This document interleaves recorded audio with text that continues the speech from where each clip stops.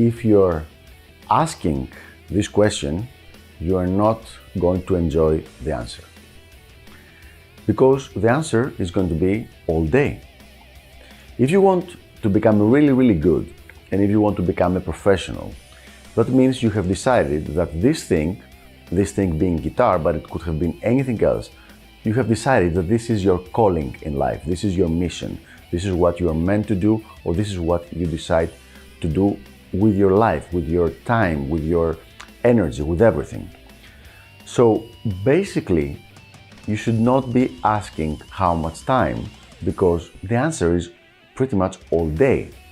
Now, that doesn't mean that necessarily that you're going to have the guitar on your hands and just doing exercises all day, but you should feel a very strong need to be involved in guitar and music all day if this is going to be your mission in life.